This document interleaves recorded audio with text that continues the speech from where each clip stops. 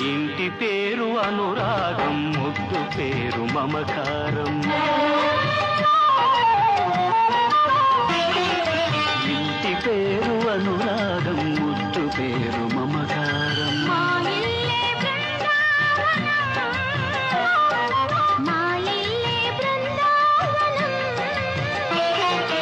ముక్కోటి దేవతలు వెలసిన దేవాలయం.